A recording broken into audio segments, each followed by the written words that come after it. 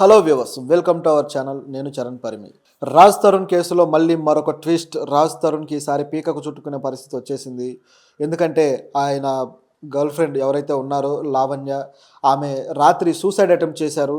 ఆ suicide attempt ఎలాగో పోలీసులు తొందరగా రియాక్ట్ అయ్యి ఆమెని సేవ్ చేయడం జరిగింది. అయితే ఈ సూసైడ్ అటెంప్ట్ వెనక ఏముంది, ఎందుకు అలా చేశారు, సడన్గా ఈ డెసిషన్ ఎందుకు తీసుకున్నారు, ఇన్ని రోజులు రాజ్ తరుణ్ నాకు కావాలి, రాజ్ తరుణ్ని నాకు దక్కేలా చేయండి అంటూ కేసు పెట్టిన ఆమె, ప్రాణభయం ఉందంటూ భయపడిన ఆమె, ఎవరో వచ్చి దాడి చేస్తారు అంటూ భయపడిన ఆమె ఉన్నట్టుండి తనకు తానే సూసైడ్ అటెంప్ట్ చేసుకొని తన ప్రాణాలు తీసుకోవాలని ఎందుకు అనుకుంది? న్యాయం కోసం పోరాడుతూ వచ్చింది. తనకు మంచి అడ్వకేట్స్ కూడా చాలా సపోర్ట్గా ఉన్నారు. టీవీ ఛానల్స్లో గట్టిగా మాట్లాడారు. ఈ పరిస్థితుల్లో కేసులు కూడా గట్టిగానే నమోదు చేశారు ఆమె. ఈ 420 కేసు 420 సెక్షన్ కావచ్చు, అలాగే 506 కావచ్చు, ఇట్లా 3 సెక్షన్లలో ఆమె కేసు కూడా రాజ్ తరుణ్ మీద నమోదు చేయడం జరిగింది.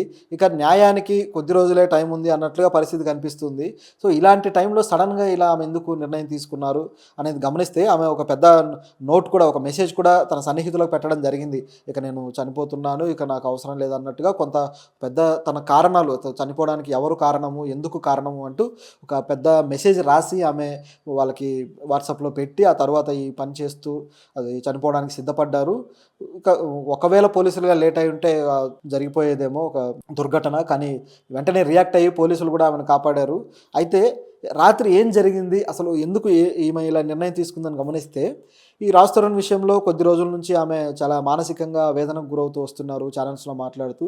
అలాగే కొంతమంది వ్యక్తులు, ఈ సోషల్ మీడియా పీపుల్ కావచ్చు, అలాగే ఆమెకి రాజ్ తరుణ్కి సంబంధించిన సన్నిహితులు కావచ్చు, ఇట్లా అనేక మంది వ్యక్తులు ఆమె మీద లేనిపోని అభాండాలు వేయడము లేదా ఆమెను తప్పుపట్టడము, ఇలాంటివన్నీ ఆమె చూస్తూ వస్తున్నారు. సో ఇవన్నీ చూడడం వల్ల ఒకవేళ మానసికంగా ఆమె బాగా డిప్రెస్ అయ్యారా, బాగా దిగులు పడి నన్ను ఇట్లా మాట్లాడుతున్నారు, తోలనాడుతున్నారు అని చెప్పేసి ఆమె ఎక్కువకి తీసుకుందా అని చెప్పేసి అనిపిస్తూ ఉందన్నమాట. అయితే ఈ రాత్రి ఏం చేశారంటే 12:20 నిమిషాలకి ఆమె వాట్సాప్లో ఆమె అడ్వకేట్కి ఒక మెసేజ్ పెట్టారనమాట. సో ఇట్లా నేను ఇక ఈ లోకం నుంచి వెళ్ళిపోతున్నాను, నా పయనం పూర్తి చేశాను అంటూ ఆమె మెసేజ్ పెట్టడం జరిగింది. ఈ లోకం నుంచి వెళ్ళిపోతున్నాను, నేనేంటో తెలిసిన వాళ్ళే నన్ను అవమానించారు, నన్ను అపార్థం చేసుకున్నారు, సో నన్ను తప్పుపడుతున్నారు అంటూ ఆమె ఒక చాట్ మెసేజ్ రాశారనమాట. సో ఎప్పుడైతే ఆమె ఇట్లా నేను వెళ్ళిపోతున్నానని మెసేజ్ పెట్టారో వెంటనే ఆమె అడ్వకేట్ రాజేష్ కుమార్ ఆయన వెంటనే ఇమీడియట్గా ఆమెకి కాల్స్ కూడా చేయడం జరిగింది. దాదాపు 5 కాల్స్ చేశాడు ఆమెకి. అయితే ఆ కాల్స్కు ఆమె రిప్లై ఇవ్వలేదు, కనీసం రిటర్న్ కాల్ చేయలేదు. సో ఆయనకి ఇంకా కంగారు అయిపోయింది. వెంటనే ఆయన పోలీస్ హెల్ప్ లైన్ కాల్ ఉంది కదా, 112, సో దానికి కాల్ చేయడం జరిగింది. సో వెంటనే పోలీసులు రియాక్ట్ అయిపోయి, జస్ట్ ఒక 5 నిమిషాలు ఆయన కాల్ చేశాడు. పోలీసులు రియాక్ట్ అయిపోయి అక్కడికి చేరుకున్నారనమాట, ఆమె లొకేషన్కి, ఆమె ఫ్లాట్ దగ్గరికి. ఆమె ఆల్రెడీ ఒంటరిగా ఉంటుంది, ఫ్లాట్లో ఎవరు ఆమెకి సపోర్ట్గా లేరు కాబట్టి. సో ఆమెకి ఇమీడియట్గా సూసైడ్ చేసుకోదలుచుకుంటే ఇమీడియట్గా చేసుకునే అవకాశం ఉంది. సో వెంటనే పోలీసులు రియాక్ట్ అయ్యి అక్కడికి వెళ్ళారు. దాదాపు ఒక 1:30 ఆ టైం కల్లా, 1:15 నిమిషాలు ఆ టైం కల్లా చేరుకొని ఇమీడియట్గా ఆమెని సూసైడ్ చేసుకోనికుండా ఆపడం జరిగింది. అయితే ఏ విధంగా సూసైడ్ చేసుకోవాలనుకుంటున్నారు ఏంటి అనేది అడ్వకేట్ తెలియజేయలేదు, కానీ పోలీసులు తెలియజేయచ్చు. ఇంకా పోలీసులు ప్రెస్ మీట్ అయితే ఇంకా ఏర్పాటు చేసినట్లేదు. బహుశా ఇప్పుడు ఈ పూట ఏర్పాటు చేసి ఉంటారు. సో ఇంకా మనకు డీటెయిల్స్ రావాల్సి ఉంది. సో అవి మళ్ళీ వచ్చిన తర్వాత మాట్లాడుకుందాం. అయితే ఏ విధంగా సూసైడ్ చేసుకోవాలనుకున్నారు అనేది అయితే ఇంకా క్లారిటీ రాలేదు. సో ఒక పిల్సా, లేకపోతే స్లీపింగ్ పిల్సా, లేకపోతే ఏంటి ఏ విధంగా అనేది. కాకపోతే ఆమె డిప్రెస్ అయిన విషయం మాత్రం తెలుస్తూ ఉంది. అయితే ఈ విషయంలో తన చావుకి కారణంగా ఎవరెవరిని చూపారు అనే విషయం కూడా మనం ఒకసారి గమనించాలి. నిజానికి ఆమె తల్లిదండ్రులు దూరంగా ఉంటూ గత 2 రోజుల క్రితమే మీడియాలో వాళ్ళు కూడా మాట్లాడారు. వాళ్ళు, నా కూతురు ఇట్లా అందరిలో అవమానపడ్డం కావచ్చు, ఆమెకి ఇట్లా అన్యాయం జరుగుతుంది, అన్యాయం జరగకుండా ఆదుకోండి, కాపాడండి, మాకు న్యాయం చేయండి అని చెప్పేసి ఆమె ఫాదర్ చాలా బాధపడుతూ చెప్పడం కూడా జరిగిందనమాట. సో వాళ్ళ పెయిన్ చూస్తే ఇక ఈమె వెళ్ళిపోతే వాళ్ళు కూడా ఒంటరి వాళ్ళు అయ్యే పరిస్థితిలాగా ఉంది సిచ్యువేషన్ చూస్తే. సో ఇట్లా ఉంది. సో మరి ఎందుకు ఇలాంటి డెసిషన్ తీసుకుంటుంది ఈమె అనేది గమనిస్తే, ఈ కారణం ఎవరు ఏంటి, అసలు ఆమె నోట్లో ఏముంది అనేది ఒకసారి చూద్దాం. నేను ఈ లోకంలో నా పయనం పూర్తి చేశాను, నేను ఎవరో తెలిసిన వ్యక్తులే నన్ను తప్పుపట్టారు, నేను ఎవరో తెలియని వాళ్ళు మాత్రం నాకు సపోర్ట్గా నిలిచారు అని ఆమె చెప్పడం జరిగింది. అంతేకాకుండా తన నోట్లో రాజ్ తరుణ్ చేతిలో దారుణంగా మోసపోయాను, నేను నమ్మిన వారే నన్ను మోసం చేశారు, ఈ మైండ్ గేమ్, ఈ గాసిప్స్ తోటి నేను బాగా విసిగిపోయాను అని చెప్పేసి ఆమె అంటూ ఉన్నారనమాట.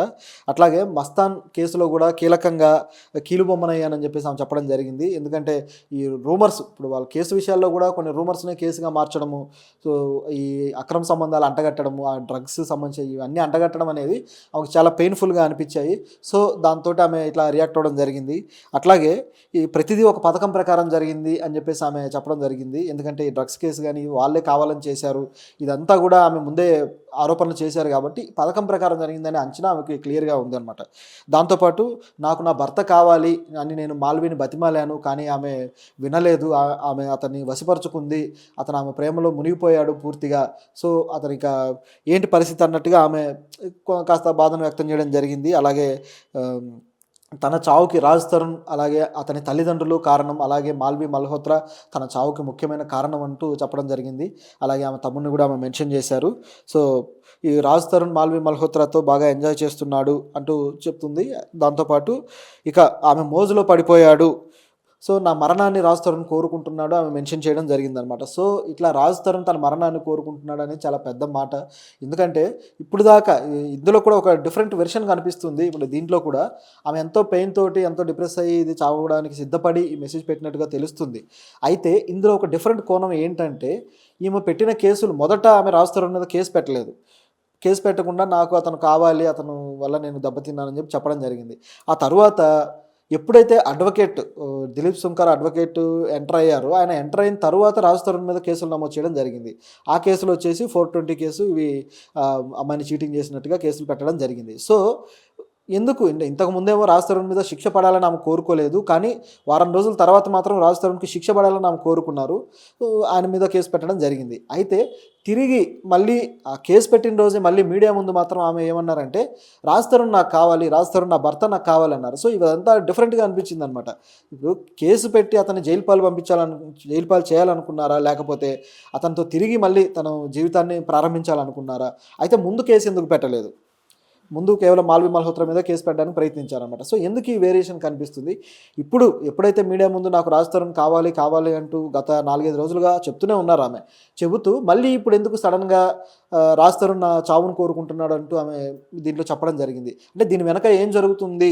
ఎందుకు ఆమె రోజు రోజుకి తన అభిప్రాయాలు కూడా చేంజ్ అవుతున్నాయి రాజ్ తరుణ్ విషయంలోనే డౌట్ వస్తుంది. నిజానికి అతను దారుణంగా మోసం చేశాడు అనేది కనిపిస్తూనే ఉంది ఇక్కడ. అంటే అతను పెళ్లి చేసుకునే ఉద్దేశం లేదని చెప్పడం కావచ్చు, ఆ డ్రగ్స్ కేసు సంబంధించి కావచ్చు.